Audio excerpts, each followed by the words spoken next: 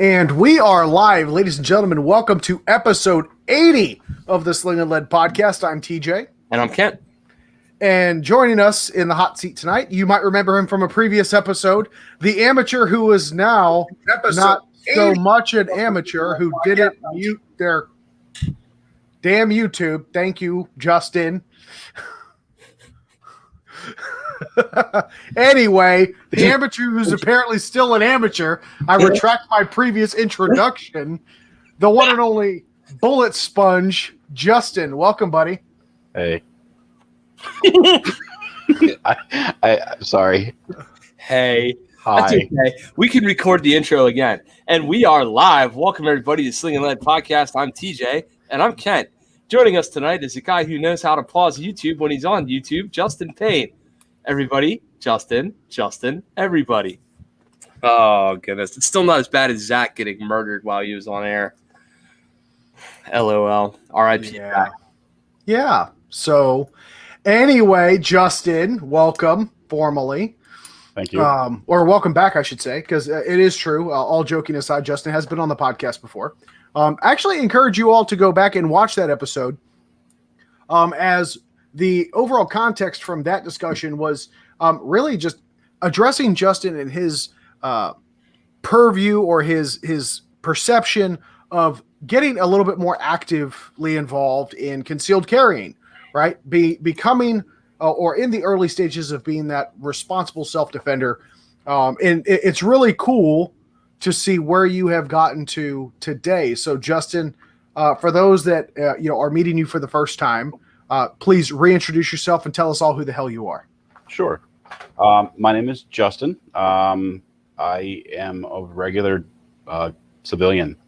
No special background. Not military. Not law enforcement.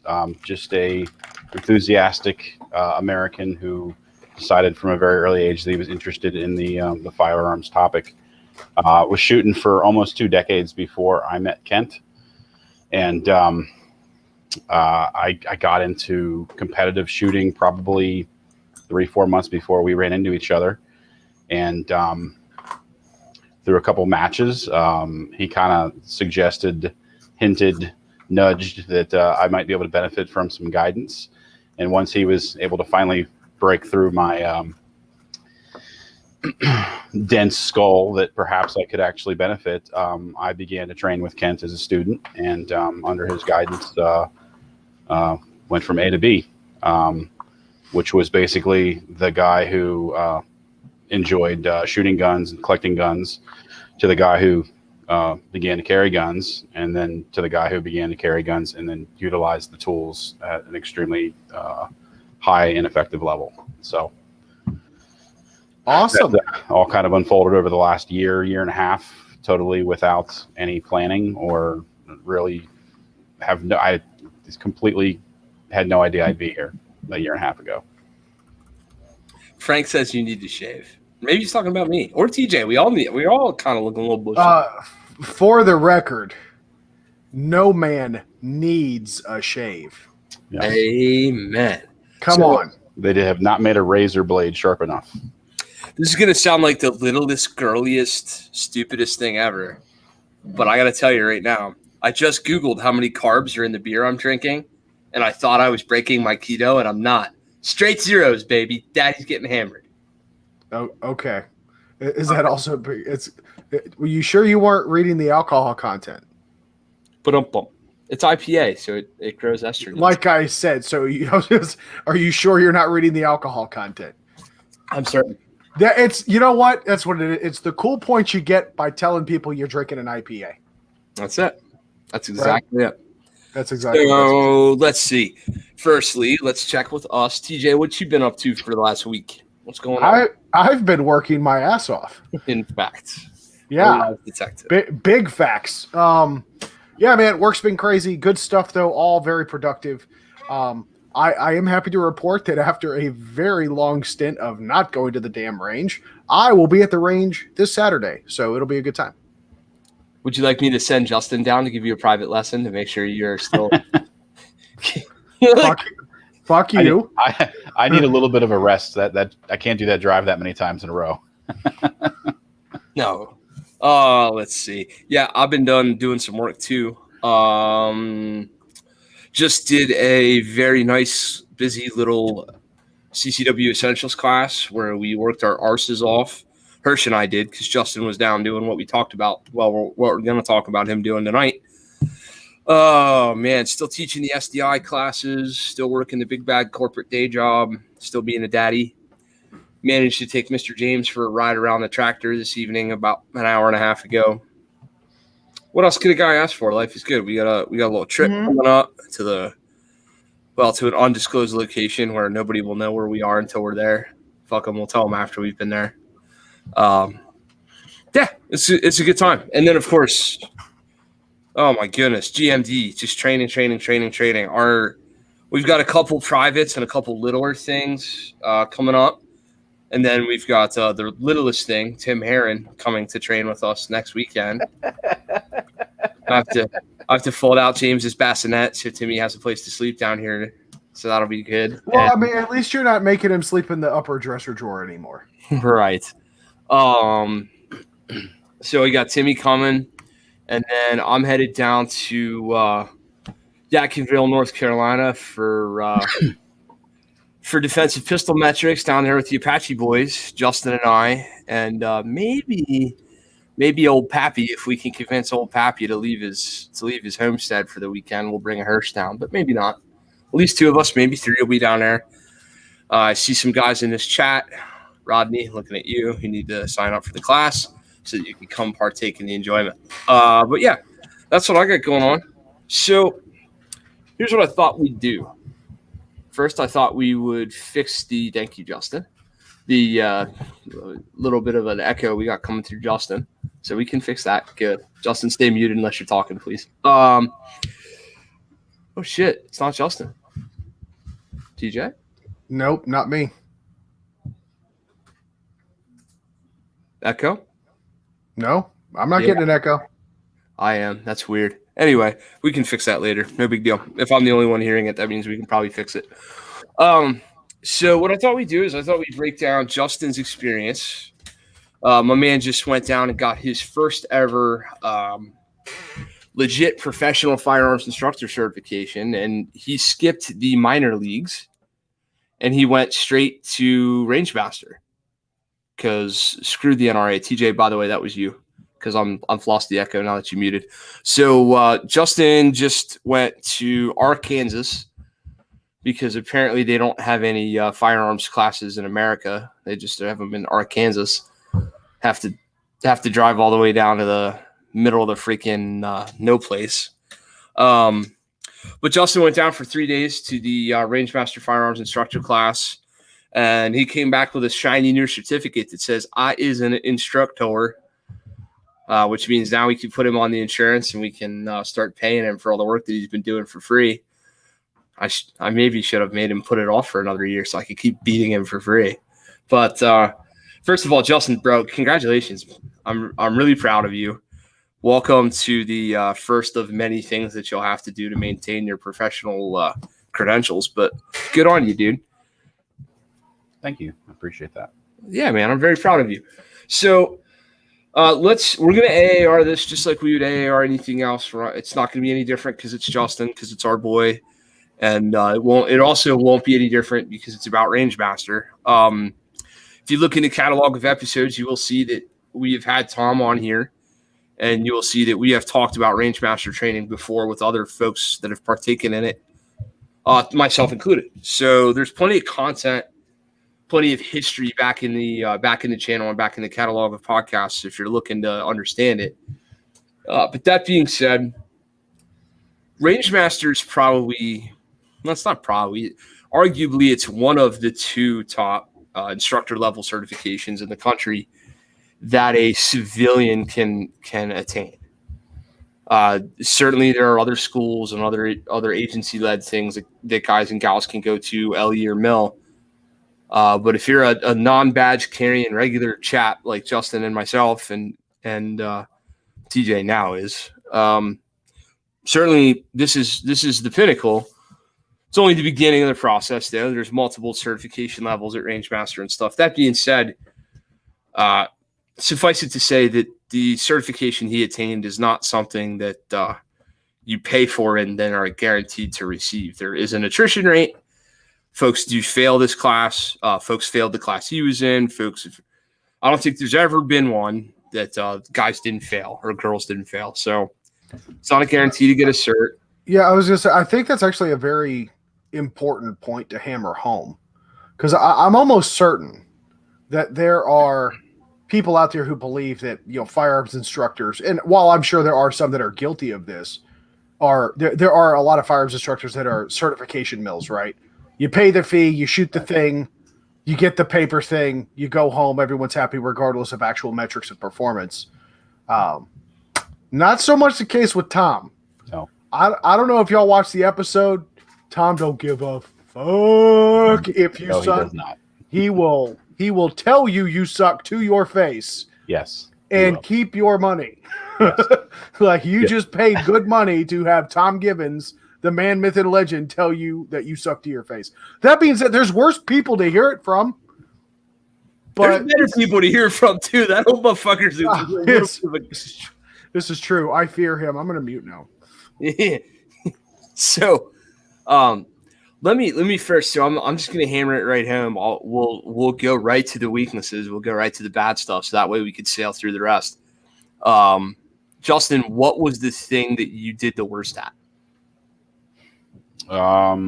Probably the thing that I felt in my mind that I struggled with the most, and the target showed that, was distance shooting. I can keep it all together from, say, 15 yards, 20 yards. Everything seems to be okay. I get to that 25-yard mark, and something in my technique, just the wheels come off. I can fix it, and I think it's great, and then it comes back. So truly, it's not fixed. And the wheels came off. One of the things that was unique about the 25-yard shooting at Tom's was that the shooting qualifications that we had to do involved getting down on one knee or two knees, kneeling essentially. You decide the version of kneeling that works for you. But the change of levels at distance, the wheels came off a little bit for me. Still passed. I got a 96% accuracy score on Tom's certification, but some of the rounds were out of the scoring zone from where I'd like them to have been. So yeah, that was probably the hardest thing for me, was that. So it's funny. I know you're not monitoring the chat as close as you could be, but Sam from Evolution Training Solutions is like, "Hey man, come on! I've seen you shoot at 25 with no problems." Well, yeah, I can see that now, but yes, as I said, Sam, it gets fixed and then unfixed. I don't know. I thought it was good. I was shooting 25 yards with Kent. Everything was fine. And then I get there and all of a sudden, high into the left. So the level change really messed with me. I had not practiced that on my own. You're a horrible test taker, aren't you? Be honest. The funny part was, speaking to your point earlier about the attrition rate, there was 20 students in the classroom. Seemed to be a fairly accomplished class, to be honest with you. The class average was 97% on the FBI qualification, 96% on Tom's qualification in terms of the shootings, and 97% on the test. So that was across all 20 people. We scored pretty high, but only 17 people got certified. And yeah, everybody was freaking out about the test. It was funny. All these guys that crushed the shooting tests and have been, just basically racing each other up and down the line to see who can make the tightest group the fastest, and everyone's freaking out about the test at the end. But turns out many of us did much better than we thought. Yeah, well, as I literally told you, I will fire you if you fail, because there's no way you fail. It's just, I knew you were fine. That's the thing. Like, it's easy to be on the outside and be like, bro, you're fine. It's another thing to be there and be like, oh, I'm fine. Like, oh, I understand how you felt. And you did this the way I've done most of my firearms training experiences up until recent years, which is you did it, not that you don't have a support system in me, but you went solo. Yes. You stuffed your happy ass in a car. You drove 472 gajillion miles. You drove, 20 hours or 17 hours or whatever the hell? Something in that ballpark, Something yes. stupid, right? You went to an unknown facility at an unknown place, and the only thing you knew was there's going to be a 70-year-old man with a shot timer, a whistle, and a ruler, and I'll find him when I get there. That's about like, right. I mean, you had some prep time, but you certainly didn't. I will assure you all, Justin and I did not sit in my basement going over the answers to the Rangemaster shit. Nor did we run out to the range and practice specifically the Rangemaster shit. We just did what we always do. Yeah, go ahead. Weren't you supposed to be there with him? Next month. See, what had happened was so I'll be at one with him next month. Next month. But, okay. I misunderstood. I thought leadership. We almost had a leadership fail. Hashtag scrolling there, but okay. Yeah. Well, originally he was going to go to this in Ohio, but Mr. Givens got the COVID. Oh shit! So his original class was going to be like a couple weeks ago, and he didn't know that Frank was going to be his AI either. But you almost got the treatment of all treatments, Mr. Horvath was almost your fucking AI. That would have been hilarious. You just found that out live on the air, by the way. But whatever.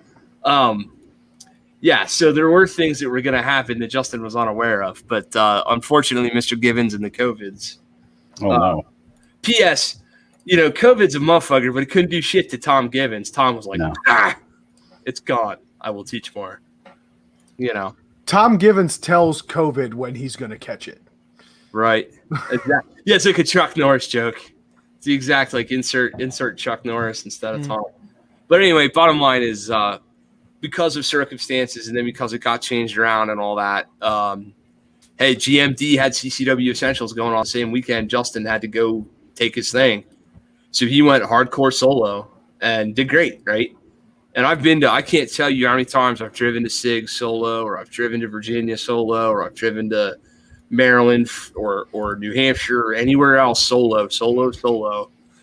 And I'm going to this here class that means something for my career or it matters to me or whatever. I don't know shit. And the truth is, outside of the few of us who are privileged enough to host training, run training, put on training, have networks of friends who also do the same thing, and you can't go more than 6 degrees without running into somebody you know. The average American dude who goes and does this stuff does it exactly the way Justin does. Like Justin, jump in your car and go and whatever. Believe it or not, it's a rarity for people to fill tour buses with firearms instructors and show up to shit. Most of the time, dudes are riding solo. So you had, I'm kind of leading into this to say this, man. You had 16, 17, 18, 20, I don't know. You had a long time to think about your skill set driving down to freaking Arkansas, didn't you? Yeah. Yeah. Yeah, it was long enough that like I was able to space out and distract myself with things, run out of things to distract myself with, psych myself out, realize I was psyching myself out, go back to distracting myself. Like it was a long time to just sit and think in your own head by yourself with no interruptions. So yeah. So you got in what I assume would be pretty late, right? Yes. So the drive down, so the class was Friday, Saturday, and Sunday. I believe the certificate says it's 24 hours. Yep. But realistically, depending on any hangups that the class might have, or any additional points he wants to make in the classroom, it could be a smidge longer than that. That's 24 hours in the classroom, not the additional time spent studying the course material that he advocates that you do. So that you can actually pass the written exam. So, all told, you're probably spending, anywhere from 24 to 30 hours probably in the course, applying yourself to the metrics that are going to be measured. And if you do not, make the passing grade, which is 90% or higher on all 3 of them, you do not get certified. And as I said, not the entire class did not get certified. But I left my place in southern Pennsylvania about 1 a.m. in the morning on Wednesday. Yes. And I arrived, or was it Thursday morning? Thursday morning, 1 a.m. And I arrived 1 hour back in TJ's time zone at like 6 o'clock in the evening, something like that. You know, had just enough time to get some food in me and go to sleep, get ready for the next day. Did the whole weekend, and I left Monday morning at about 9 a.m. and I came home at about 4 a.m. So it was quite the drive, and I'm still not recovered. It's a long time in the car. Well, of course, on your way back, you couldn't see the road because you're too busy staring at that shiny new certificate of yours that you duct taped up to the windshield. So right. How you even made it here is beyond me. So interestingly enough, right? So you felt that your 25-yard shooting wasn't up to par, and you know me, metrics, right? How far? What was your worst miss? How far did you miss? Like, what was the worst? So it's an 8-inch scoring zone, which is what I was aiming for. Yep. And I would say I was off the edge. So there was an 8-inch circle, a 10-inch circle, and then the edge of the Coke bottle, like the upper torso. Yep. Maybe that was about 12 inches wide, if I had to guess. The worst miss was probably to the left of the edge of the Coke bottle by about 3 or 4 inches. So I didn't probably do my trigger properly. I don't think the whole way out, you had one dead nut, like off target. Probably like, one off and then a couple high, like in the high throat chest area. That's why I did not get a. If I remember this right, there are 6 shots at that distance. There's 8 for the FBI qualification, which I did get a 100 on. So that one worked out. And then there's 5 for the toms. 3 standing, 2 kneeling. All right.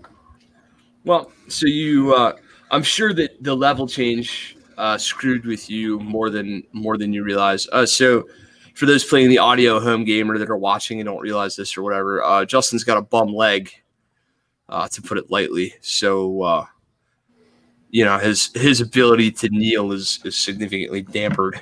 But that said, man, like, right, those were your worst. So you had a couple 2-3 inches high and you had one off paper were your worst shots all weekend. Is that fair to say? Yeah. Right.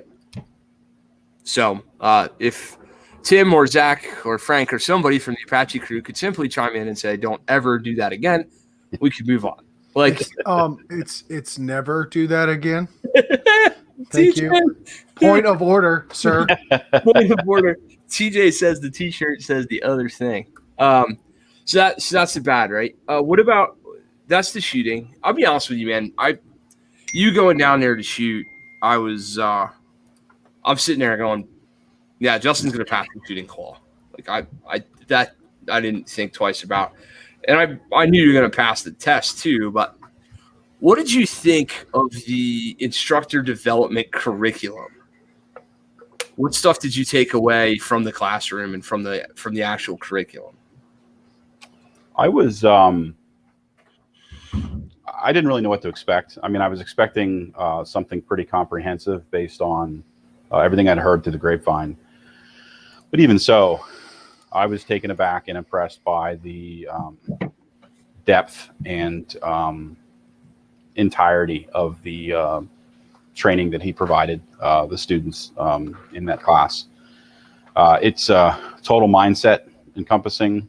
It encompasses the possibility of the tools that your students would be using, the basics of how to employ those tools, and various ways to provide positive advancement opportunities for your students, in terms of creating courses of fire, curriculums for yourself as you go out into the world and develop your own individual, I guess, period of instruction or your own individual method of teaching your students. So I was really just kind of surprised at the entirety with which he approached that. I mean, it was a really, really inclusive, comprehensive, very immersive course. It asked a lot of you, but it gave you the world if you're willing to apply yourself. And I was very, very impressed. So interjecting just a little bit here, the gentleman has been teaching instructor development for 50 years, 40 whatever years. I'm pushing 5 decades. Givens has been teaching this stuff. Yeah. One of the things that I personally found really, I don't want to say surprising, but I will say that to see a man of his age, and I'm not talking shit, and I'm not making age jokes. Hold on. Legal disclaimer. We will not say anything about Tom Givens that Tom Givens will not he himself say. Yeah, fair. So the guy's no spring chicken, right? He's in his 70s. And one of the things that really clicked for me was the level of fervor and passion for which he still holds these concepts, right? Like yes, he does. When he talks about the concepts and when he talks about the situations, he talks about real life uses of lethal violence. There's every bit as much fire in him as there is in any three of us or any other man I've ever met who talks about this stuff. He's not. I know guys who've been in a job a while and have been doing the thing, whatever the thing is, gun instruction or professional life or whatever. You know, you've been doing this for 10, 20, 30 years. You get a little ho-hum and you get a little, no, it's just another day at the office.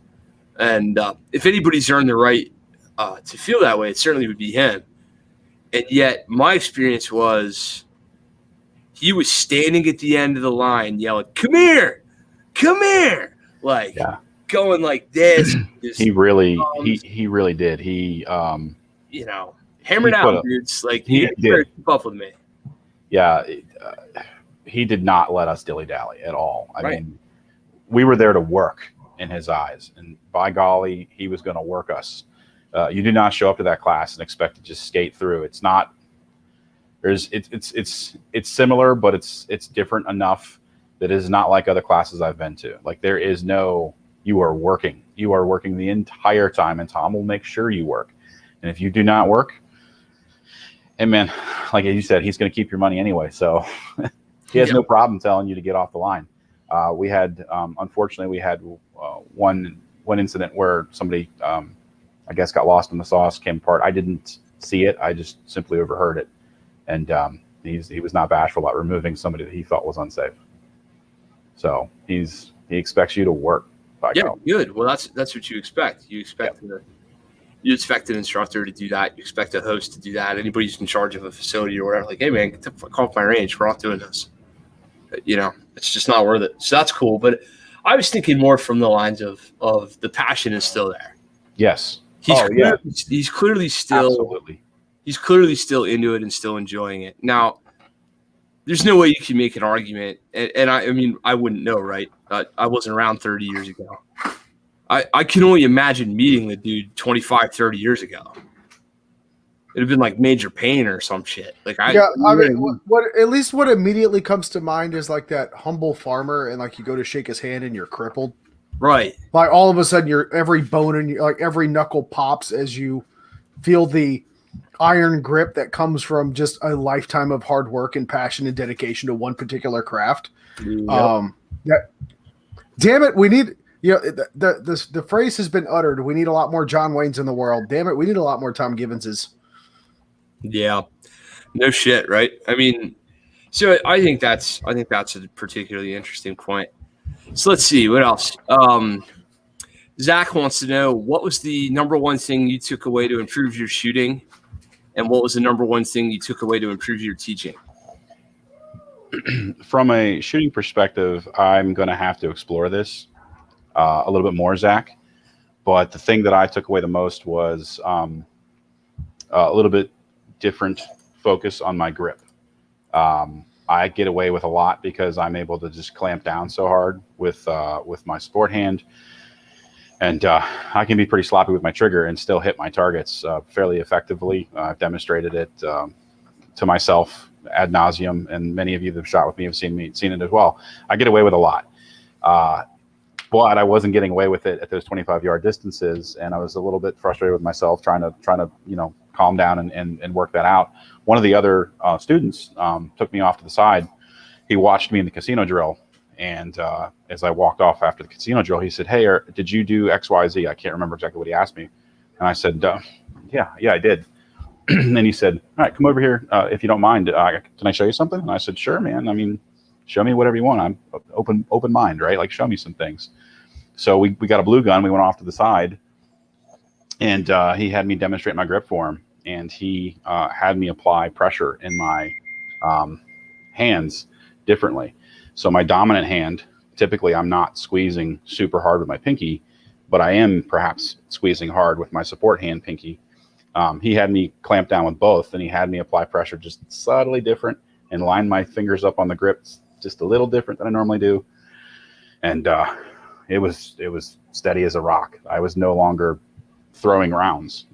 It was really steady. So that was an eye-opening, literally like 30-second lesson, super eye-opening that I can't wait to explore a little bit more and see how I can utilize that information to make my shooting better. And probably as an instructor, the thing that I think that I took away, it was just a reinforcement of the seriousness of the job description, firearms instructor, right? Like someone who's been shooting half his life, and myself, I've been shooting half my life, and I enjoy taking friends and family and loved ones out to the range and showing them things my entire life, right? Like many of us have a similar story, I'm sure.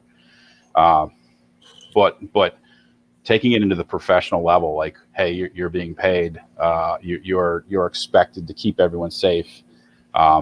There's all kinds of potential legal ramifications. Tom really just brings it home as to, like, just what it is you're signing up for when you do this, and you better truly love this because, you got a lot of souls in your hands, and just the gravity of what it means to be an instructor with all these various individuals putting their trust in you to guide them through an inherently dangerous activity. That was probably, it was heavy stuff, man, real heavy stuff. And that's probably what I took away the most from it. It's just how serious it is. You think you're getting paid? No, you're, yeah, dude. Wait, you're getting paid? Yeah, I give you, occasionally I get paid. Miss Sophie feeds me. That's how I get paid. Sophie does feed you. No, Yeah. he gonna be getting paid, Tater. I need to rethink my life. How many times have I told you? I will besmirch Justin in a New York minute and keep you. You're my forever one and only true ginger friend. Damn it, I would hope so. It's I will settle for being the comedic relief. It's okay. Someone's got to do it. It's honest work. Wait, right? Every team needs a ginger comedian.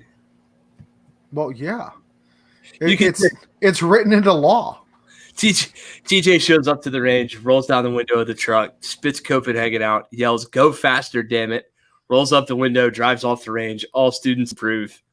I stand there with my hands at my sides going, I don't know what just happened. You just made a shit ton of money in all of about 30 seconds. That's exactly what happened. Right. You're welcome for my service. That's all I can say. You're welcome. So let's deepen that kind of rabbit hole just a little bit, right? As the instructor in charge of a group of other humans in the act of firearms training, Justin, what are you responsible for? I mean, I'm responsible for making sure that you leave with the same number of holes that you arrived with, right? That we all do, that nobody gets hurt. And in addition to your physical safety, that ultimately you come away a better version of yourself than you were when you arrived, right? You take something positive away from the experience that hopefully helps you grow mentally, emotionally, physically. I don't know, like, just hopefully it's a growing experience that is also a safe one. Yeah. Replace what you just said with I'm responsible for fucking everything. And that's pretty much it, right? Like, we are ultimately responsible for everything that happens before, during, and to infinity after that training. I certainly don't like the idea of taking responsibility for somebody else's mental errors. But the truth of the matter is, if we deliver to the student something that is an unwise technique, an unwise choice, subpar, we get them down a rabbit hole, we get them focusing on the wrong thing. I mean, we're teaching life-saving skills, right? So when they leave us and go forth and do good work, we can't claim credit for that because they did the work. But when they leave us and go forth and really fuck it up, a small part of us has to sigh and breathe deep and go, yeah, you know what? Like I had a small part in that. Well, I mean, let's examine the two really true possible scenarios. Let's sum it up into headlines. Armed citizen thwarts murder. Bad guys dead at the scene. Nowhere in that article will it say Green Mountain Defense or Tom Givens or whatever taught me the skills that I needed to make sure that this family lived another day. Flip that headline around. Armed citizen, gross negligence, accidentally shoots a nun. Recently graduated from the Green Mountain Defense School of Shooting and all. Like, yeah. You're damn right. Your name might not end up in the paper, but it sure as shit's going to come up on the witness stand. That's exactly correct. We have to be ready to defend every minuscule piece of our curriculum in a court of law. Every single thing. Everything we've shown, everything we've taught, everything we've explained. And the truth is there's no weekend or 3 days or 6 days or 8 days or 11 days that you can spend in a class, and there's no shiny piece of paper that can prepare you for that. The only thing that really truly prepares you for that is doing it for a long enough time to have made mistakes. Lord Jesus Christ, Lord knows I have. If you attended the Green Mountain Defense rifle class that was held in 2013 or 14 up at Randolph Fish and Game Club in Randolph, Vermont, do hit me up. I got a refund and a free rifle class for your ass, right? Like all that's coming through my mind is like those cheesy highlight reels from those of us that graduated circa 2000. Right. Like it was all recorded with a VHS camcorder, and you get all these like plucky teenagers that are like, oh, I'm ready to make changes in the world. Hi. Yeah. Hi. Yeah. That's all. Yeah. Oh yeah.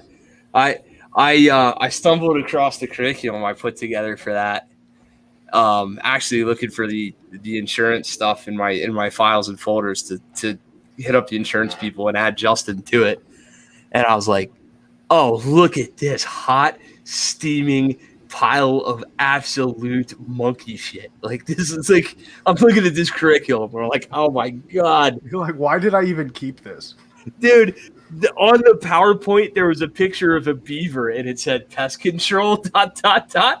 Like, why? That deserves context, but maybe for another show. You know what? Future show plans. So let's put it down. Audience, hold me accountable.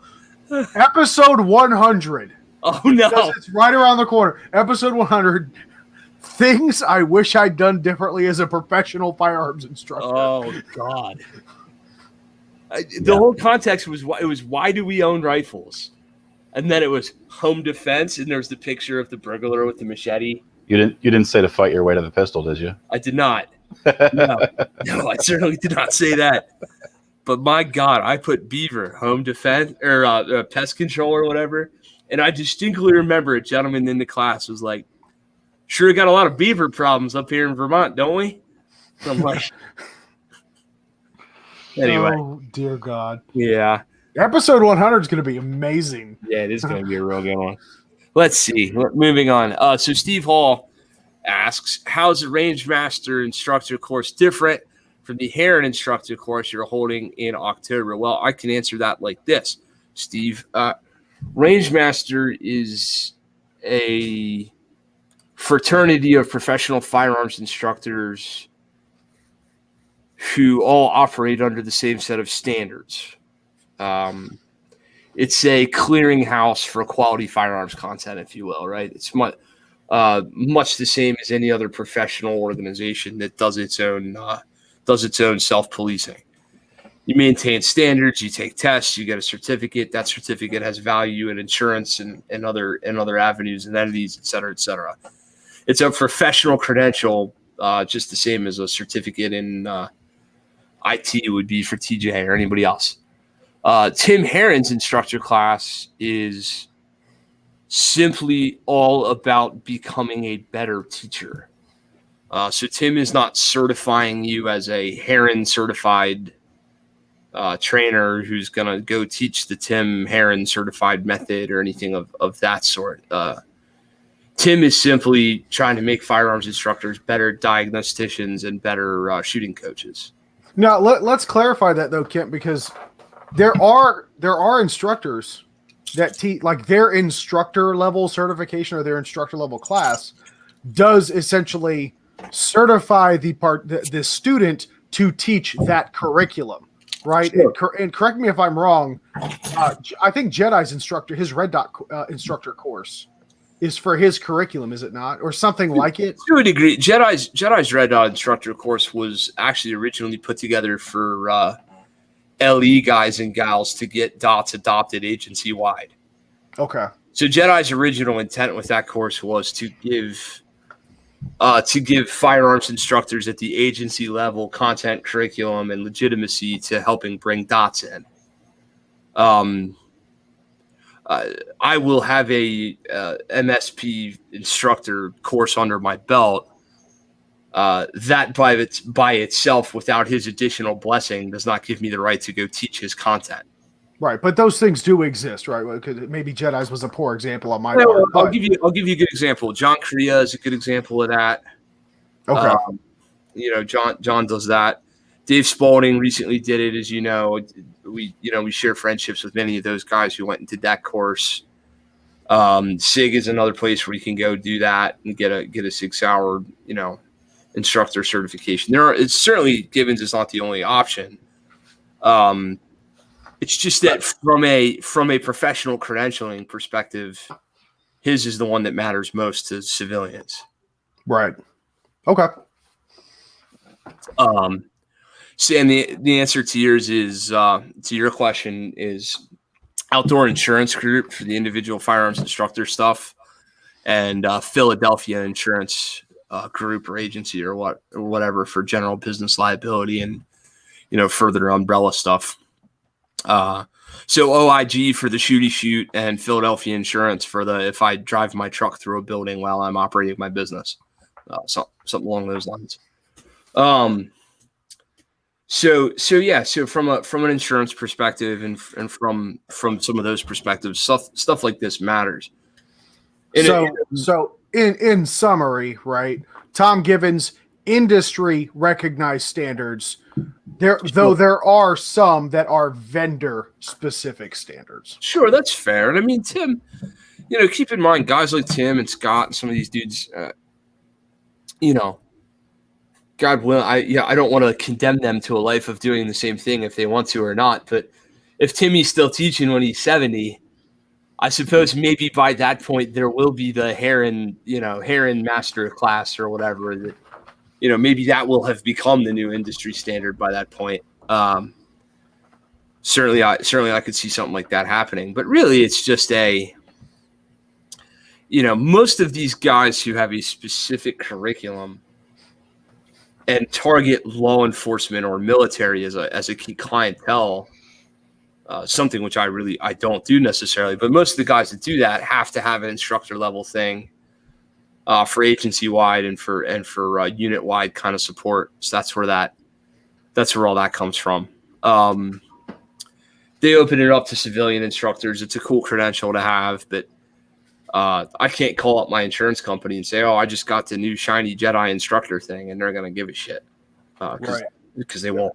Well, they're looking for the industry standard, right? They want the more widely recognized. That's understandable. It's fair. Sure. Yeah. Rodney does have a good question. We've passed it. Just a couple. I've been trying to figure out how to answer him, and I don't know how. Yeah, I think another way, maybe like the aha moments. I'm curious, Yeah. and maybe you can piggyback off of my question, Justin, and Okay. maybe it'll help you answer Rodney's. So you've taken a few classes, working with Kent. Sure. But like prime example, Jedi's module on grip, right? The wave technique, and that for me was a big aha moment. Like, oh shit, okay, this is cool. I like it. So simple, but so effective, right? You mentioned explicitly when you were going through this course, the Rangemaster certification, that you're going to be doing something different with your grip, right?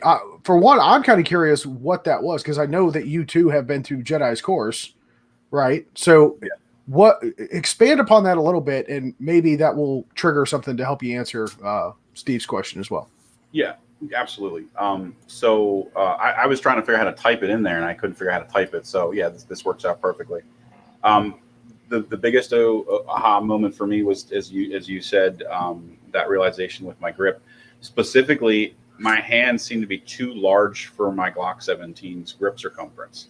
I am right-handed, and I over torque off to my left side when I get a full firing grip. My fingers are just a smidge longer than most people's I meet, and I tend to roll the gun to my sport side a little bit once I clamp down. So the adjustment to the grip is going to be playing with how I line my primary or strong hand fingers up to the front strap, the relationship of the web of my thumb and trigger finger to the back strap, and how much pressure I'm going to be applying with my dominant hand, pinky, and ring finger. That's going to be probably different for everybody depending on how much muscular control they have in their hands. Jedi's wave technique, as I've always understood it and applied it, has me gripping fairly strongly with the left hand. There's force applied with the drumstick or the pad of the hand of the left hand as a right-handed shooter, and force applied with the pinky of the left hand. So you're clamping and pulling, especially with the Glock, you're pulling the sight line down and immobilizing it. The changes that Adam made for me when I was there, the instructor, the fellow instructor that was there, also attempting, he did succeed. He did attain his Rangemaster certification. What he showed me was clamping with both hands very strongly, pinkies. He had me clamping as hard as I could to the point where the whole gun was shaking. And he said, just do it anyway. I'm going to show this to you. Clamp very hard with my dominant hand pinky, clamp very hard with my sport hand pinky, and just squeeze the snot out of the gun. And even though you're now got a fair tremor in your sight picture because you're squeezing so hard, you can slap the snot out of the trigger. And there's very little disturbance of the dot on the gun. The sights really don't move very much. I mean, you can literally just hammer the trigger with your finger, just go to town on it, and it doesn't really move. So that was very cool to see visually, and I'm just going to have to play with that and see what that's going to look like for me, because when I go in for a full grip, I grab a lot of that gun and roll it in. So not sure how that's going to come out, but that was probably the big aha moment. The thing that we covered that I didn't consider until you covered it, it's going to sound really stupid, but it speaks to how I'm at the beginning of my journey as an instructor, and maybe speaks to the era that we're in now with firearms. But I really didn't consider all the different types of firearms and the fact that students would be bringing me other types of firearms. Most of my experience thus far, everybody's kind of on the same page right now. You don't see a ton of revolvers, period.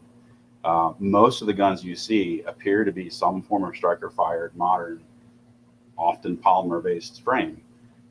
Seeing double action only, single, double hammered guns with decockers, revolvers, you just don't see a lot of them. And even though my first few handguns were that model type, I kind of had to remind myself, man, I'm going to have to show people how to shoot those at some point. So maybe I better go find some on the used shelf or go borrow some from people who still have. I sold mine when I was just a guy that I wasn't using them anymore. And now I'm like, man, I haven't utilized these operating systems in many years. So I need to polish myself up on those just so that I don't look like a complete fool when somebody hands me their gun and says, show me how to shoot it.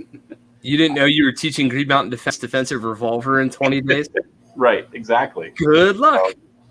So in some of it, to be completely honest, I don't have a ton of depth as a revolver shooter. So if not anything else, it was like, hey, I guess I'm going to have to go figure out how to shoot a revolver now if I'm going to try to show somebody else how to shoot one, you know? You were at the match where I shot a revolver, weren't you? Yes. Am I an accomplished revolver shooter? Better than I am. That's a very polite no, folks. But don't be fluffing me, homie. Lord knows we need revolver help. We should take Frank's revolver class that he's going to be doing someday. Although I am curious, especially having been through the Rangemaster course. It's very clear just from your description of it and other descriptions that we've had, and straight from the horse's mouth. Tom Gibbons himself being on the show. That the courseware is very much geared to helping you to create. It's giving you the tools that you need to be an effective instructor, right? Yeah. I'm curious, honestly, Justin. I know you working with Kent. I'm really curious to see what kind of a POI or a curriculum you might develop yourself without having the student come to you and having, or even going through formal training on it. Right?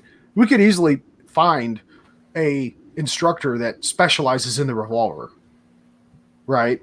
It's not hard to find, but I'm curious to see what kind of new soup you create with the tools and the ingredients that you have available to you, and what you can articulate with regard to somebody that might bring you a revolver.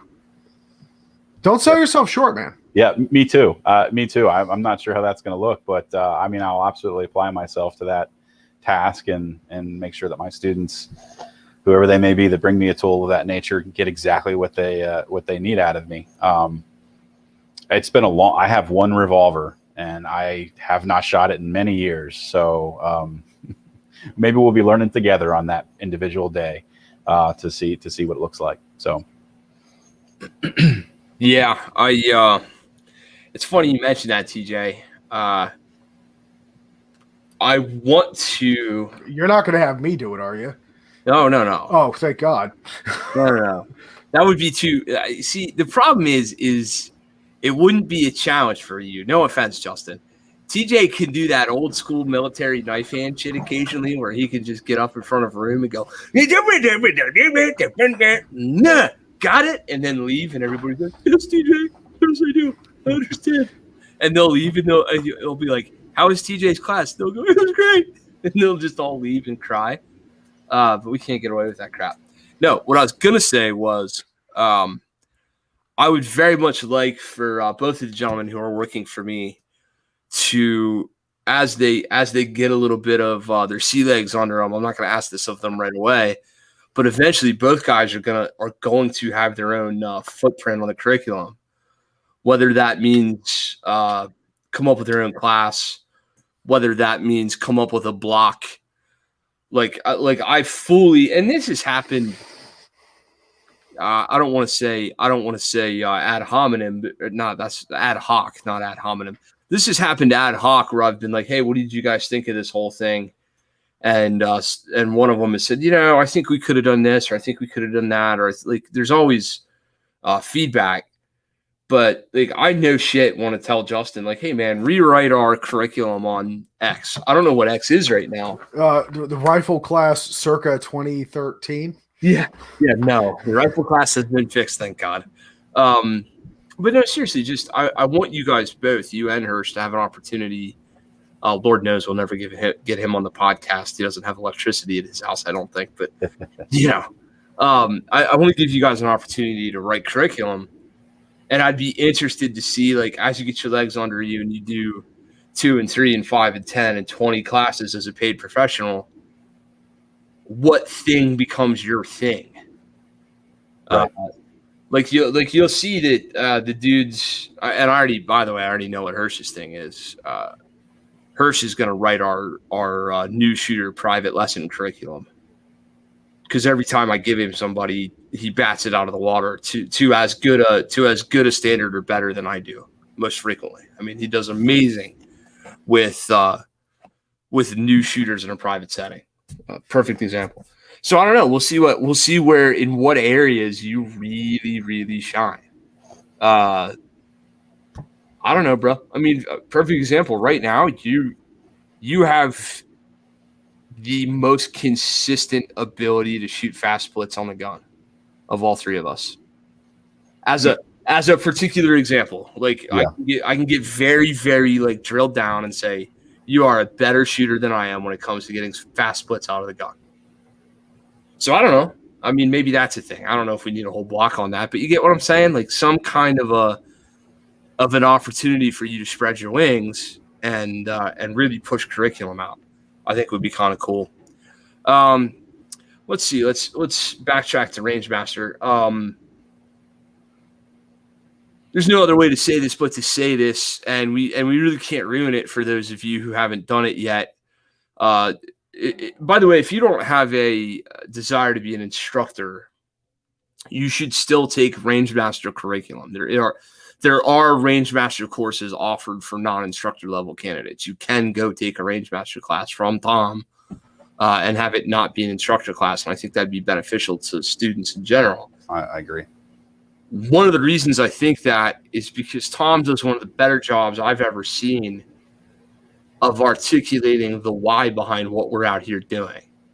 In a soul-crushing, maddening, for a moment you want to punch him because you're so angry at him for exposing you to some of the things that he exposes you to. So without, Justin, please, without overly particular information in detail. Sure.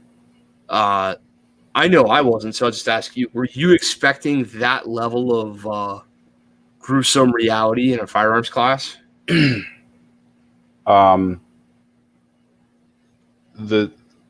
Over the last year and a half, I've met a lot of people. All of us are interested in getting better at shooting guns. Not everyone has arrived at a point mentally where they've accepted or fully digested the reality of the potential dangers and or evils of this world.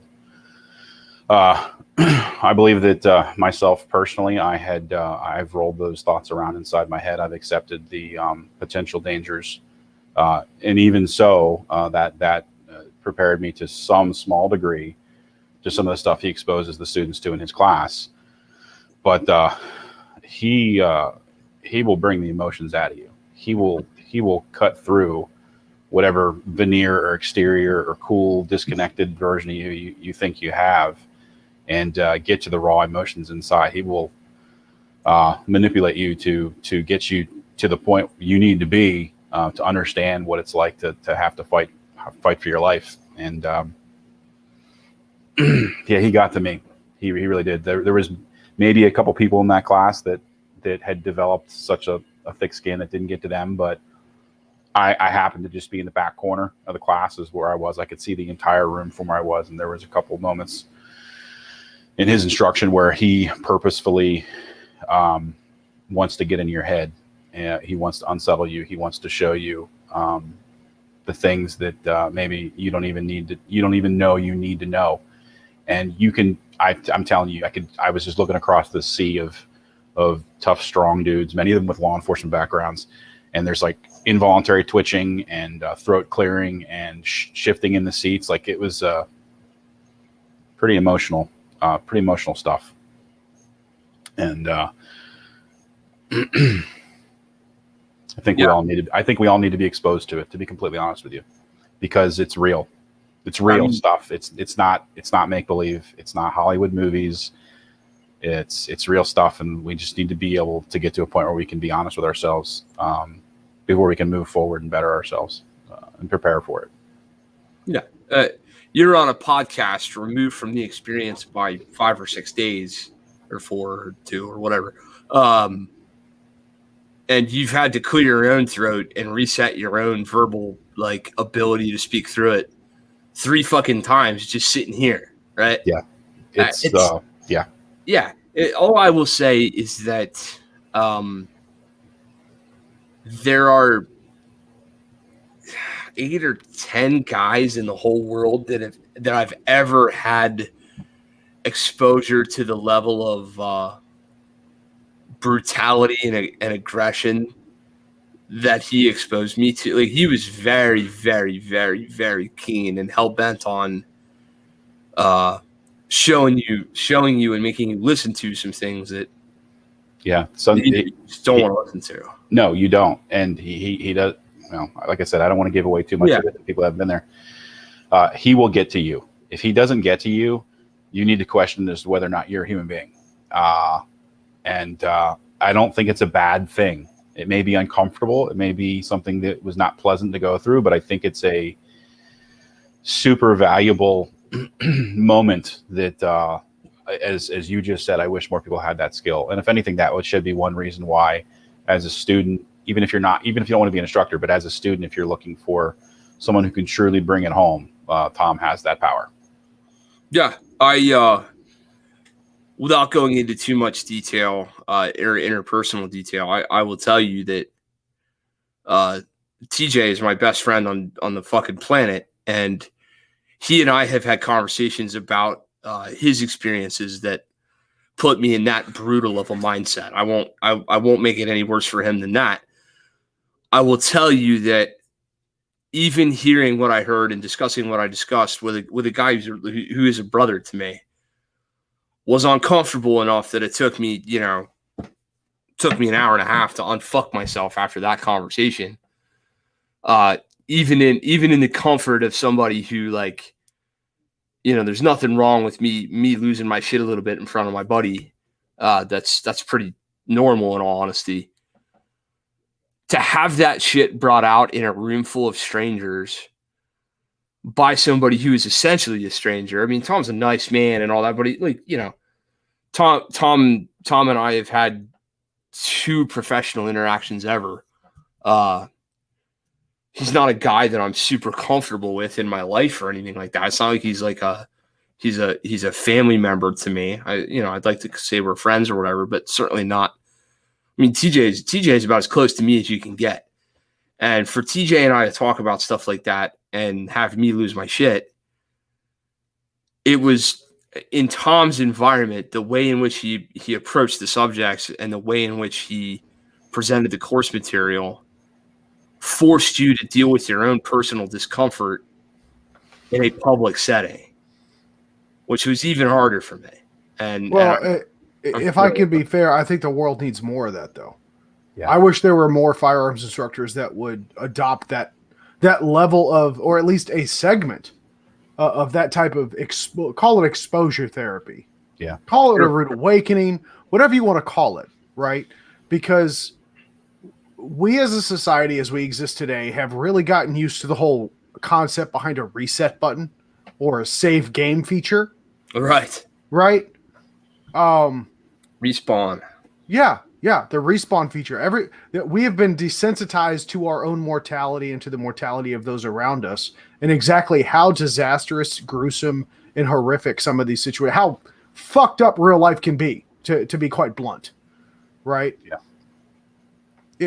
I really wish that there was a lot more baptism by fire in the world. I really wish there were, and for the life of me, I hope to God that we can find a way to do that without having to glean some type of a benefit on the torture and turmoil of others, the misfortune of others. But bad shit happens every day, guys and girls. Hey, you know what, dude? Right? That's the problem. So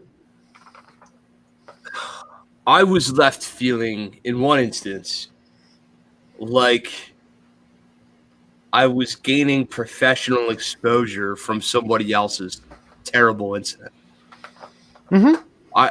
In the moment that I heard it, I felt interpersonally guilty for not having been there myself, which is clearly a masculine bravado kind of thing that creeps into it. Like, there's no basis in reality for me to, why the fuck would I have been there? I don't even know those people. Like, never been to that town, never been in that development. And it's not like you asked for that explicit scenario either, or whatever the case might be that, right. The topic of discussion, you didn't ask for those things to happen. You didn't ask to gain from it. I would say that as professionals and intellects, to whatever degree that we might be intellectual, I know we cut up and joke a lot here on the show, folks. There's meant to be some levity in the broadcast. Welcome to modern podcasting. But the reality of the situation is terrible things happen. And I, for one, will tell everybody that can hear, everybody within the sound of my voice, if anything like that ever befalls me and mine, I hope to God that everybody else can learn a lesson from it. Oh, I Right? know they will, because we'll be sitting on this podcast talking about how you destroyed the terrible humans. I'm pretty well confident that in that case, we would have a nice little science experiment to discuss. Just sitting here soaked in someone else's blood, just man, I'm out of shape.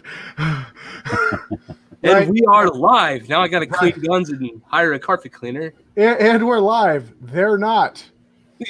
Yeah. So tonight's lesson. Yeah. Yeah.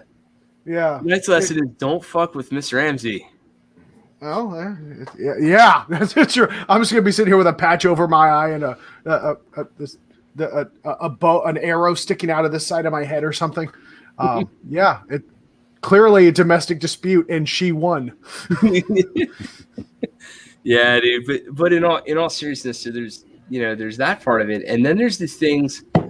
This for the people who are listening to this because they're interested in taking instructor training.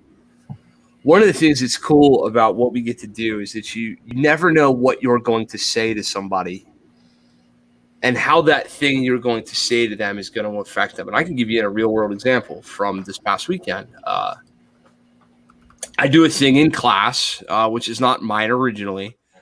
As a matter of fact, I've seen 3 other places do it, so I can't even tell you whose original idea this is, if there is such a thing.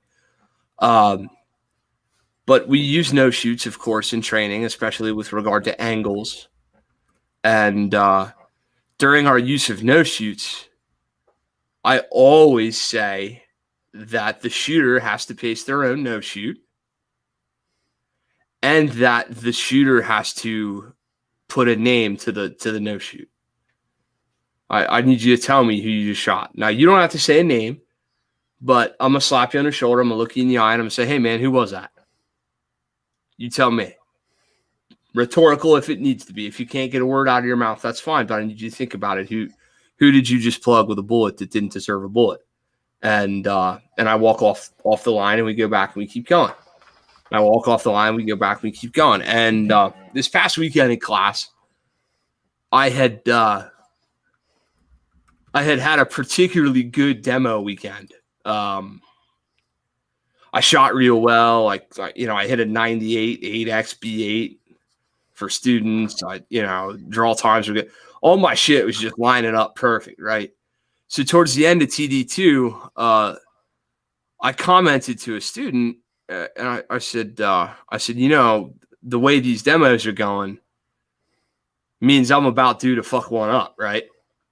And of course, she laughed, and she was being silly with me and stuff. She's like, "Yeah, it would be nice to know you're human." So during one demo, I clipped a no shoot, and I didn't call the line clear right away. I walked up, I put a pacer on the no shoot. I kind of sucked my breath in a little bit, and I muttered a name under my breath. And my man goes, "Hey man, what was that?" And I said, "Oh, you know what? I fucking forgot to say this today." And I went through the explanation. "Hey y'all, listen, everybody huddle up real quick. Here's a scoop. If you plug one into a no shoot, this is what I want you to do." And I went through the whole methodology, the whole reason behind it, blah, blah, blah, blah, blah. Figuring, I might be the only person here that does plug. Lord help me. Like, how stupid. I plugged a no shoot in front of students, whatever. But I did my thing, and it was fine. And a gentleman who was really ripping through class and was really doing well and was really, really, really on point, did not plug a no shoot. He plugged a fucking no. I mean, he T-boxed a no shoot, like just as perfect of a hit as you could make on the no shoot. And he excused himself to go to the restroom for a minute or so, I thought. And my simple thing, I'm like, "Man, hey man, tell me who you hit." I just absolutely broke this dude. I mean, I certainly don't mean for it. Like, it's not my goal to make you feel terrible or whatever.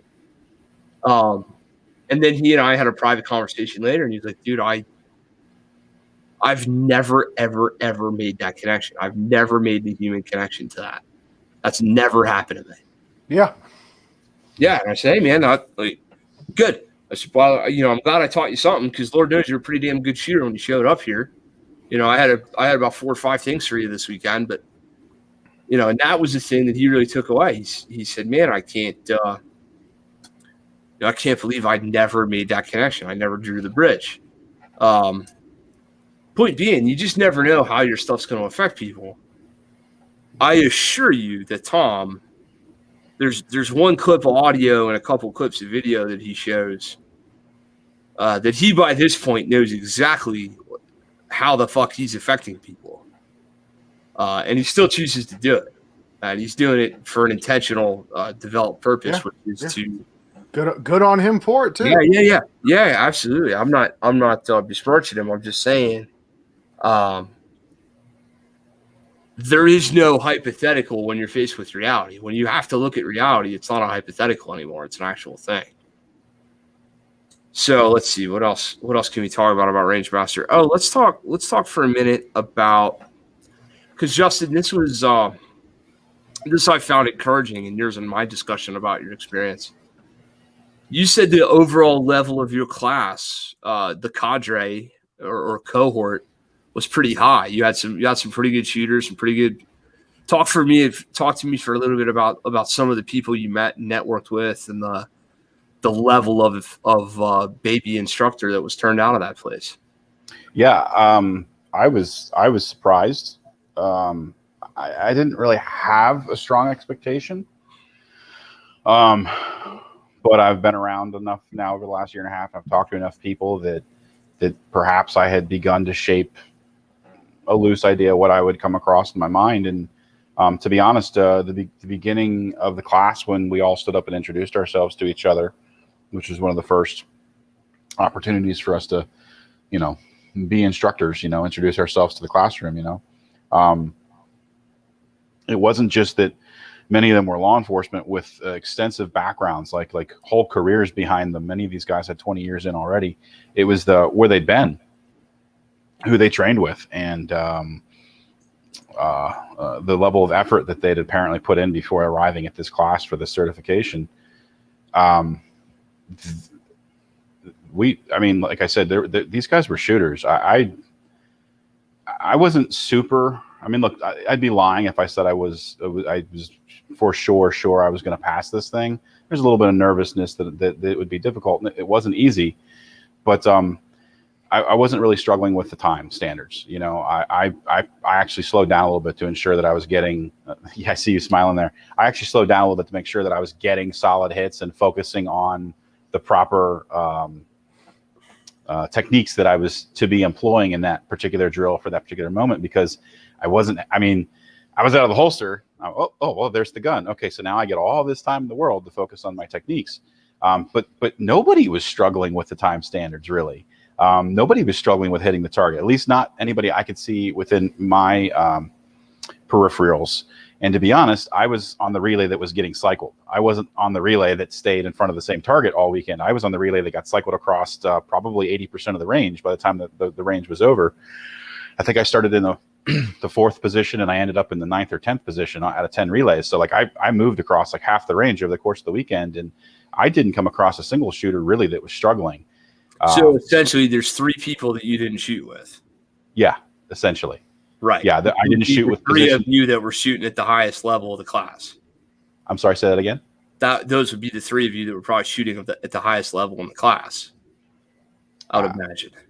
Maybe. I don't know. I did not reach the top 3, but the scores weren't far off. Tom said, as a class whole, we hit a 97%, a 96%, and 97% on all his metrics. So everybody did very, very well. There was some serious contention to get the top slot. Those are squared away numbers. That's certainly not nothing by any wide stretch. So I was pleased to see that these guys could shoot. You actually can teach your students something. Yeah. No, it's refreshing. So what we're not doing, this might sound, if you just jumped in here, this might not sound right.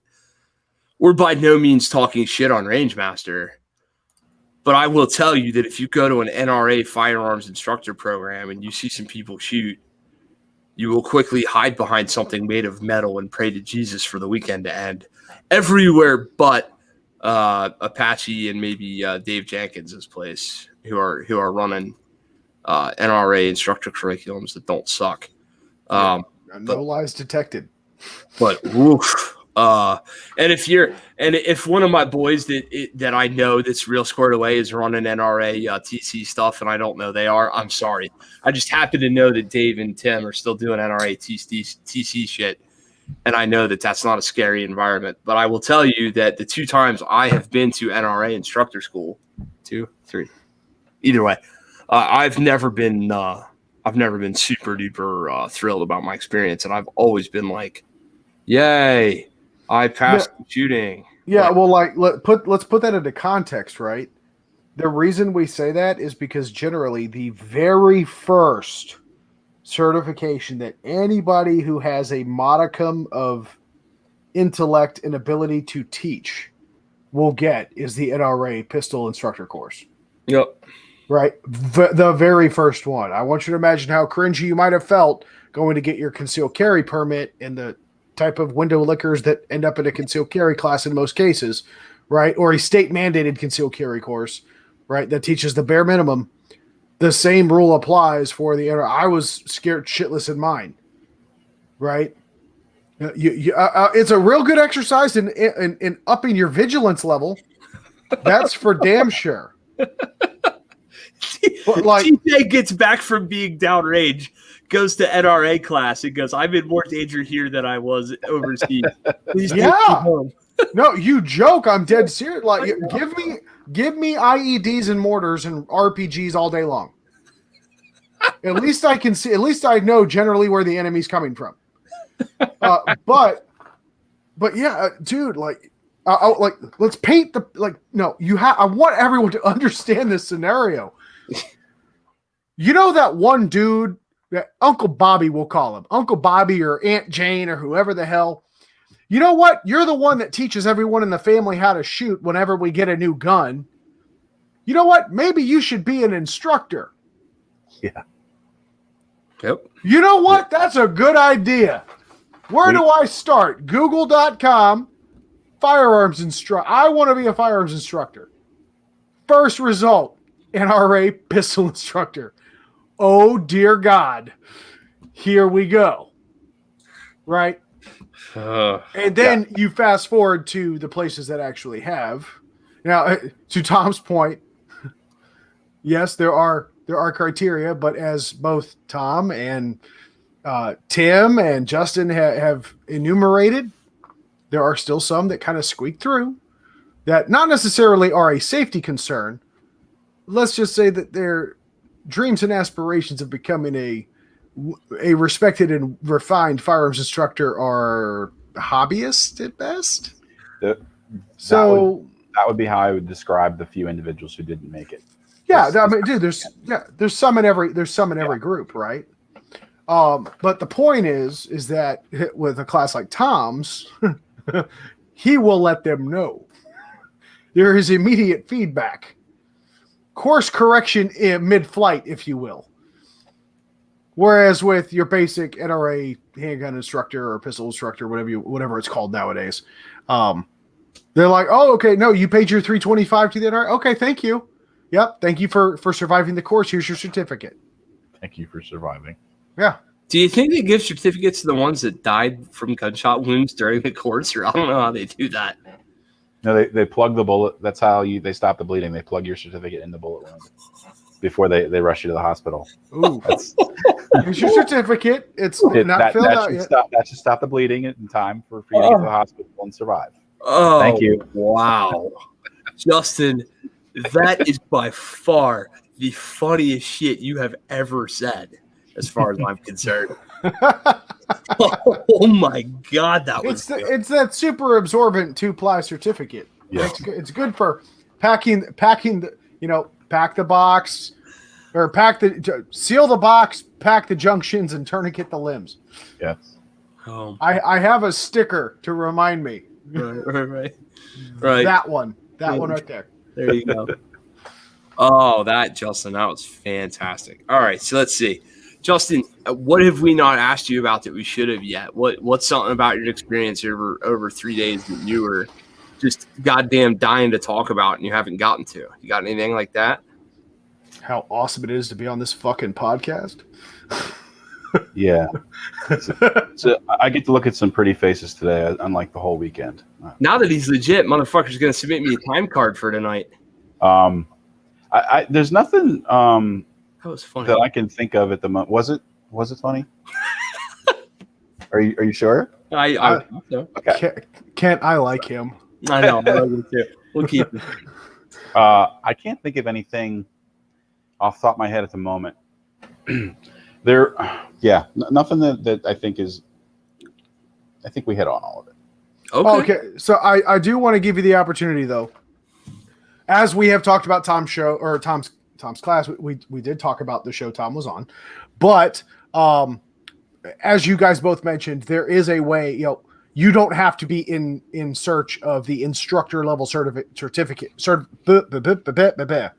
Rewind certification to attend a Rangemaster curriculum, right? So, Justin, since you are the most recent graduate of that certification, why don't you go ahead and explain to the folks who are listening where they can find out more about Rangemaster courses? Rangemaster, Google Rangemaster. I think it's rangemaster.com that pops up. I don't know if I saw the window open on my phone. And then it will display the various courses that are available, which I think links you to Eventbrite to then go through and see who teaches what. From what I was able to uncover, and my understanding is not every single Rangemaster instructor or endorsed instructor is going to be. Yeah, that's it. Thank you, TJ. Is going to be teaching all content. From what I could gather, Tom is the only one who teaches what I did. And for example, this past weekend, I don't think anyone else is teaching it. But he's got other fantastic individuals, which have, by the way, been interviewed here on the Sling'N podcast. You can go back and look at those interviews. And there's lots of content out there. I would say that to the earlier point that was made about Tom's ability to bring a certain gravity to the discussion, a certain mind fuck, if you will, that is a valuable one. Anybody he chooses to teach for him, I have to believe, is going to be worth your time and is going to be a special individual that it's probably worth your dollars and cents and valuable time to hear what they have to say from their own mouths. Yeah, so to do the plugs even more correctly, Tiffany Johnson, Lee Weems, Ashton Ray, all three of them come to mind as folks that are high level folks in the Rangemaster organization who are regularly teaching content for Tom. So not every baby Rangemaster instructor guy is teaching Rangemaster content. This does not mean that Justin is going to be going out and teaching Rangemaster stuff tomorrow. That's not the point. The actual point is to give him a basis in helping teach curriculum for us. So that's what's interesting about it. It's just not. There's no Ponzi scheme or pyramid thing going on. That's really not what it is. It's not, oh, now you can do my thing and now you can pay me for 11 more DVDs and then you can do more of my things. That's really not what it is. It's meant to let you kind of spread your wings and develop your own curriculum a little bit.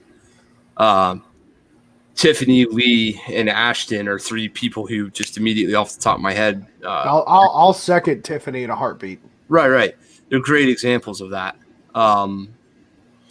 This is a good question, Zach. So, Justin, what was your favorite quote by Tom over the weekend? He's the king of one-liners. I wrote so many of them down because he is the king of one-liners. Oh, hit us. What do you got? I don't have them in front of me at the moment. I'd have to run out and grab them. They're out in the car in my notes. So I can't think of any off the top of my head at the moment.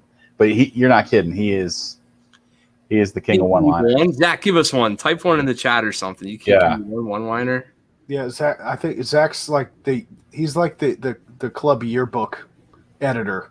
Yeah. So he's putting something together. I'm actually kind of afraid as to what it might end up being at the end, of the production. But Yeah, no, I think some of my just the way he just the turn of face. Yeah, exactly. That's one. Fiddle fuck. Okay.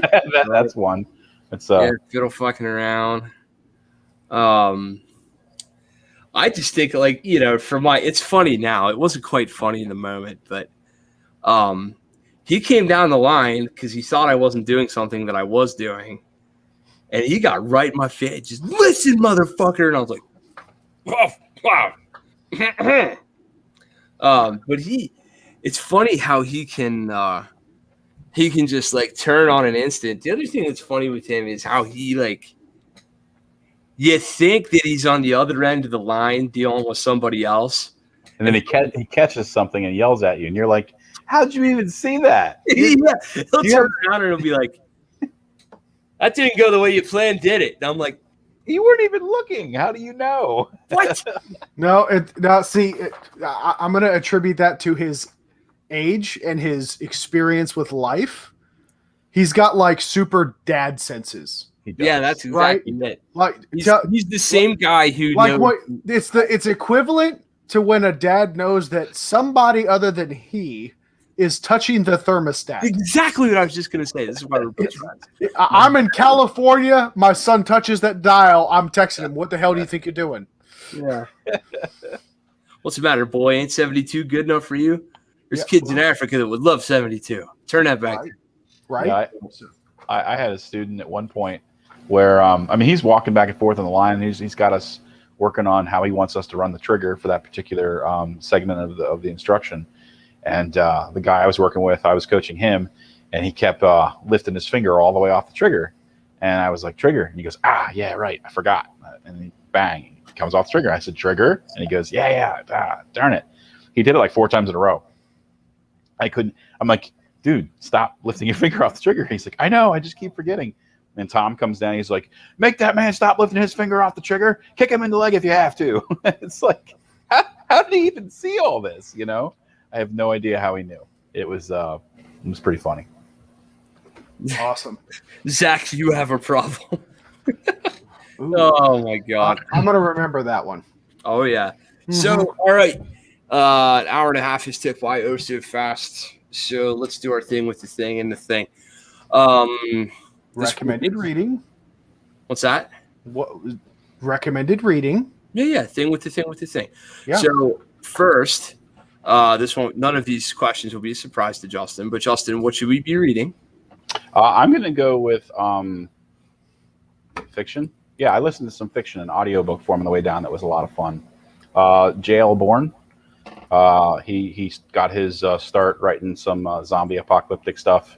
And to be honest, he doesn't have a whole lot of different stories that he writes. It's just different versions of the apocalypse and the same character going through the apocalypse. But it's kind of good, mindless fun. Lots of lists, lots of gear and items, and just nerdy stuff for you to enjoy while you're looking to perhaps unplug from the reality of the world for a little bit and just decompress. So J.L. Bourne, I think I was listening to the Trilobite series where the machines take over, it's basically Skynet. Definitely enjoyed those stories. What was the other question, Kent? I'm sorry. Well, that's the first one. So recommended reading. So J.L. Bourne, apocalypto shit. So that sounds cool. You're the first guy to come on here and say anything about fiction at all. So that was neat. Yeah. Seriously, bro, you're episode 80. Nobody has brought up fiction yet. Well, so I enjoy personal development and seriousness as much as the rest of them, but I get full on that. I get full in real life. Sometimes I have to unplug and just have some fun, man. You're preaching to the choir, dude. Yeah. I am currently reading. I'm finishing a Jack Reacher novel. Ooh. And about to start on another series of fiction. It's actually a collection, an anthology, if you will. I can't remember the title. I want to say it's like The Extinction. Ooh, that sounds the Extinction series. Yeah. Yeah, I think I started that one. Does it have a how many books into it are you? I haven't started. I'm trying to finish the Jack Reacher novel first. Okay. But actually, yeah, Extinction Series. That's what it's called. So by James Prescott. I think I've read those. We'll talk later. I think I've read those. I don't want to give anything away in case it's the wrong one. Okay. But the post-apocalyptic fiction is like out of control over the last handful of years. It seemed like as 2012 approached and the Mayan apocalypse and everyone's fears, it was like Y2K all over again. And it seems like ever since 2012 that so maybe it's just because I just got into that segment of fiction. It seems like that segment of fiction is just exploding, and the capabilities for your average every man or every woman author to put their content out into the environment for people to consume. It's just there's so much content out there. It's not all worth your time. Some of it sucks, but there's a lot out there for whatever it is you enjoy reading. So, Justin, you're stroking my nerd fiber. So I want to throw out a bonus recommended reading for everybody along the same topic, and that is the title of the book is called The Day of Wrath. Ooh, writing that down. Yes, awesome book. Awesome book. It'll wake you the fuck up. That's for sure, because it could actually happen. They could all actually happen. No. When an ex-Army intel guy says this one could actually happen. Oh, I see what you're saying. You should probably read that fucking one. Oh, God. Yeah, that's exactly right. But yeah. Okay, so next question. Justin, pick a charity.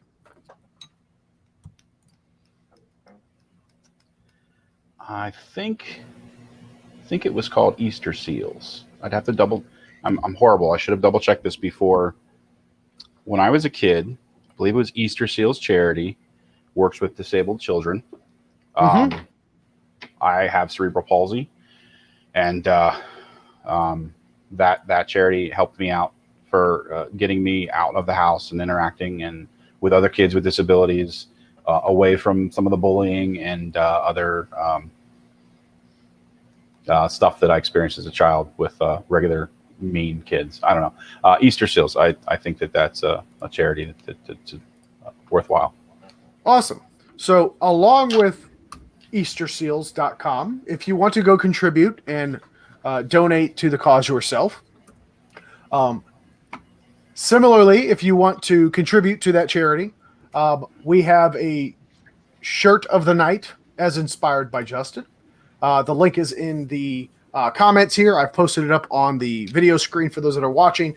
But slingledpodcast.creator/spring.com listing Master of Ranges, inspired by our most recent graduate of the Rangemaster course, Justin Payne. So, Justin, thank you very much for coming. Thank you for having me. So, links, as always, will be in the description down below after the show. Awesome. Very, very cool. Well, so, not getting too goddamn sappy on this one. Welcome to the fraternity, my friend. You got a shitload of work to do, but congratulations on your first step. That's incredible. I'm in no way surprised that you're successful. I'm very proud of you, and it's a really good thing that you're on my team. Otherwise, I'd have to come murder you in your sleep. So I appreciate that. Thank you, Zach. I see you down there. Thank you. Yeah, man. You represented well, and I didn't get any calls from anybody going, "Who the fuck is this guy?" So that's always good. Yeah. Pick up hello. You better tell Zach to get his book ready. Yeah. Yeah, tell Zach to get all those fucking one-liners because I just used them all on Justin. But no, seriously, man, congratulations to you. You've earned it. Now you gotta do the job and work and do the instructor things. You will be receiving a Green Mountain Defense congratulatory gift in the mail. It is a Kydex holster to replace your gun with a staple gun. So you'll get an appendix Kydex holster for a staple gun, along with some rain gear and coffee, I suppose. Okay. Yeah, man. But seriously, congratulations. So, dude, just say it to you just like I do to everybody else, right? You're usually sitting next to me when I say this, but time's your most valuable commodity. Thank you for giving us so much of yours. We sincerely appreciate it, man. Hopefully your experience can can inspire somebody else someday to either move forward with instructor training or whatever, and somebody will find some value in this podcast moving forward someday in this particular episode. So that's all well and good. So we have the charity Easter Seals, www.easterseals.com, specifically for kids with special needs and stuff like that, disabilities. Something Justin doesn't do a whole lot of talking about is the fact that he has one. Cerebral palsy is a bitch. So when we say my man's got a bum leg, he's really got a bum leg. It's like an elevator with a button that doesn't work sometimes.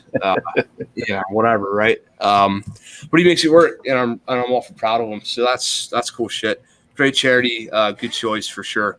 Look, y'all, we may not be a charity, but goddamn it, we can't afford to do this without some help from you all. So if you have the ability to, or if you're looking to buy gun stuff anyway, please do us a favor. Go to www.greenmountaindefense.com/affiliate-links.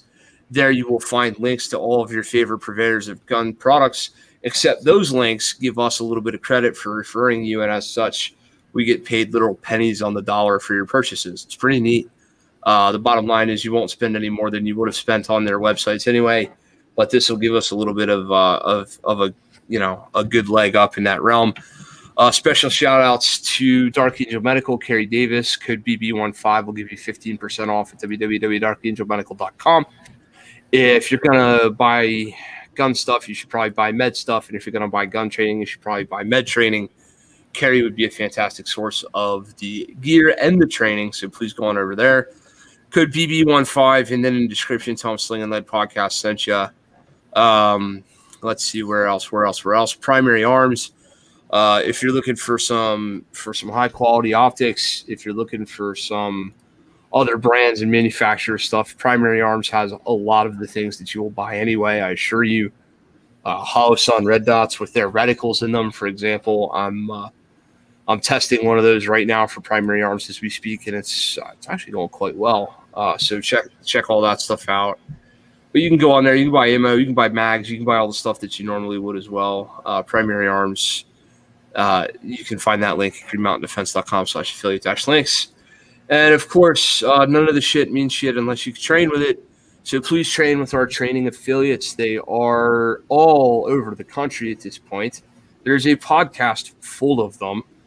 I'm sick of reading names all the time, but I still will for some of my boys and girls who are killing it out there.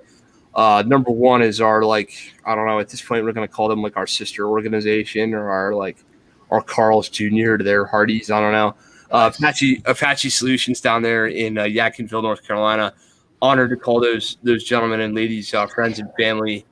They're doing amazing things. You should support them. I know we do. So if you are anywhere near North Carolina, you should go take their class. And if you're not anywhere near North Carolina, you should go take their class, or you can wait for it to cost twice as much and come to your hometown. So go do that shit for serious. Gunset Training out of Ohio is another great place. Miamisburg area of Ohio. Check Gunset out. Check out Dave Jenkins at Rochester Personal Defense. Check out Brandon LaBeouf out of the New Orleans area. My goodness. Check out Scott Jedlinski. Check out Tim Herron. Check out Sam DeSimone of Evolution Training Solutions right here in my backyard. Check out Phil Groff of Vigor Training right here in my backyard. Check out Ashton Ray out of the Pittsburgh area. John Murphy is now on the road in an RV somewhere. You should probably go train with him. If you can find him, good luck. It's like the Where's Waldo of the gun world. He's in an RV. We don't know where he is, but he's out training people. So as a shout out to Mr. John Murphy, he has been doing this segment on his YouTube channel called That's a Thing. And damn it, if it's not awesome, just short, brief content that is incredibly helpful. Great stuff all around. Very well done, John. Yeah, it's really cool. John puts out great content, and he's a articulate son of a bitch. Is about the only way to put him. So yeah, he is. If you're wanting somebody to sit you down in a chair and explain to you all your shortcomings and your fuckery in one conversation, he's a great guy for it. So take his training.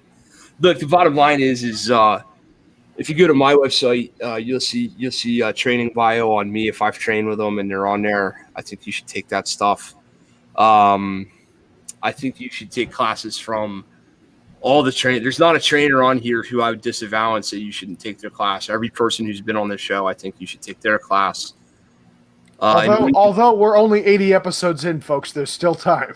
Yeah. Somebody might go fuck it up, but for now, we're batting 1,000 on this. Bottom line, look, there's plenty of great men and women in the training industry that deserve your dollars. I'm just one of them.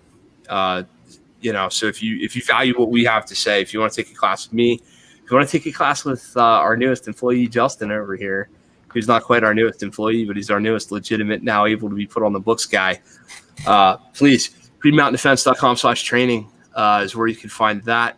You can book your private sessions, and we'll schedule you out accordingly. If you have a request for who you want to train with, me.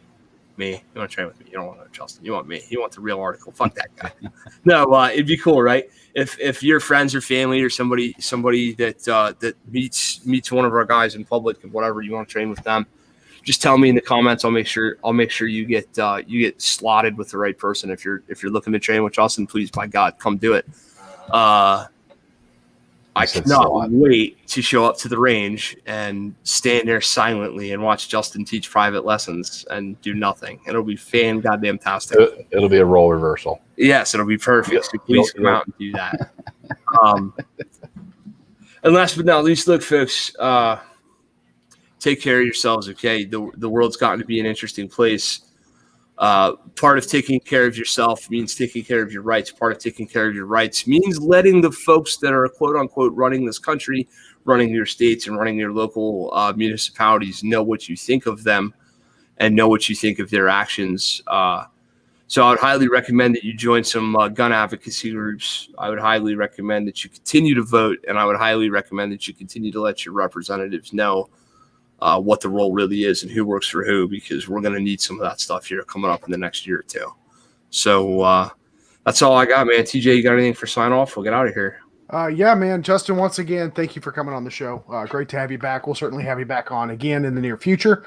With that being said, there is an element of greenmountaindefense.com that does not get the press or coverage and attention that it deserves, and that is the resources link. Kent has done a great job of putting together a plethora of various reading material, video resources, podcasts, training references, all sorts of great stuff. Head on over. I put the link in the description. I will display, or I put the link in the chat. I'll display it here on the video as well for those of you that are watching here on the YouTube channel. Also, guys, don't forget to reach out to us on social media. Find us on Facebook, Sling'N Led Podcast. Can't miss it. We're the one with the really cool logo, right? And two of the most moderately handsome co-hosts that you are going to come across in the podcast space. But with that being said, post your questions, post your comments, join the community. If you don't feel like posting on Facebook, you want to say, screw you, Zuckerberg, I'm done with that shit. You can always reach out to us via email, slingandledpodcast@gmail.com. Both Kent and I monitor that email inbox. So if you've got questions or maybe ideas for things that you'd like to see on the show or future broadcasts, let us know. We'd love to hear your feedback. That's about it that we have for this week, folks. I really do appreciate your time. I know I speak for Kent when I say that we love the lively chat. We love seeing the repeat viewers and participants come in and watch this live broadcast. We love seeing the amount of traction that we're getting on the various podcast players, Spotify, Apple Podcasts, Spreaker, Stitcher, the whole 9 yards. You can find us there. And we really do appreciate that you guys are where we're not making a lot of views or downloads. We're getting a lot of the same repeat viewership. And damn it, to me, that means a lot more than, the loyalty of our fan base is what matters to me and Kent. And damn it, it's just awesome every single time we see those reports. So thanks again from all of us here at the Sling'N Led Podcast. That's all that we have. God bless you all. Take care of each other. Get out and shoot. Bye, guys. Yeah.